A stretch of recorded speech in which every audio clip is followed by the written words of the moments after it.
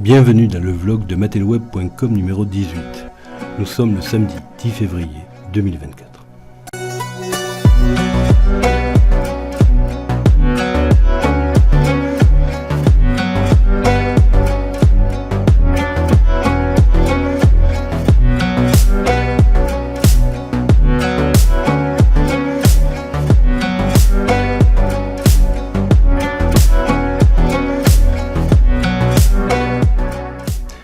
Nous sommes du mauvais côté de la barrière et nous allons le payer cher.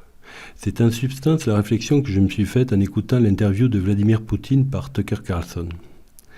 Vous avez certainement vu passer beaucoup de commentaires et je ne rajouterai pas le mien.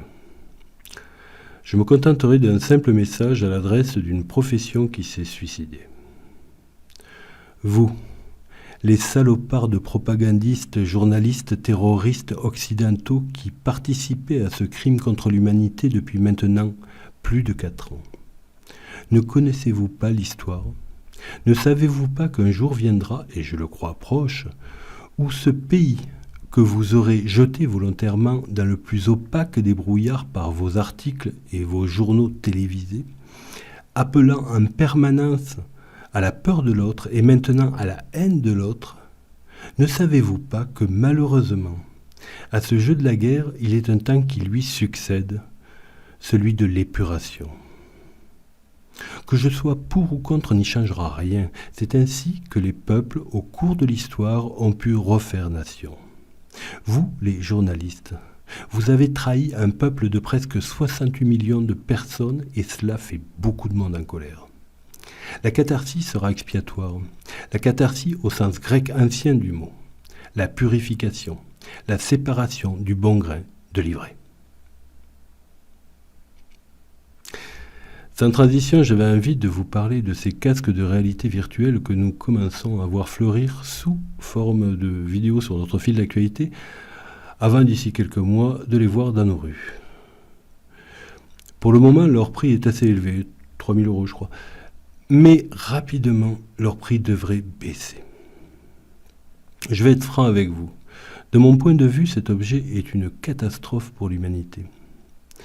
Dans le monde de propagande permanente dans lequel nous vivons, le symbolisme de ce casque que nous placerions entre la réalité et nous est purement effrayant. Si progrès il y a, c'est certainement pour de futurs dictateurs.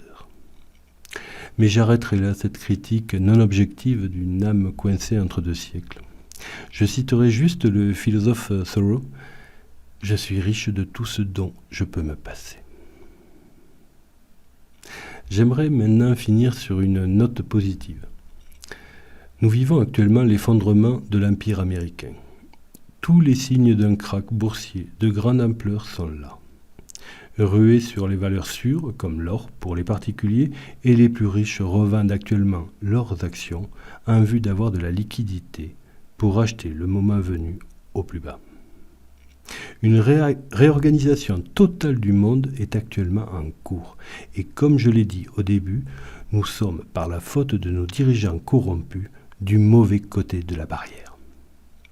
L'avenir appartient aux BRICS, maintenant. Face à cet effondrement, donc, nous ne savons plus qui croire, qui suivre. Pourtant, au fond de nous, au plus profond de nous, vous le savez. Vous savez que quelqu'un qui prône la guerre est une mauvaise personne. Vous savez qu'une société qui s'éloigne des valeurs de la famille est une mauvaise société. Vous savez, au fond de vous, qu'un président qui dit qu'il veut emmerder une partie de sa population est un mauvais président. Nous avons 1000 raisons de nous entretuer. C'est ce que nos élites attendent de nous. Surprenons-les et unissons-nous contre eux. Et alors seulement nous pourrons passer du bon côté de la barrière. Je vous remercie pour votre écoute et je vous dis à la semaine prochaine.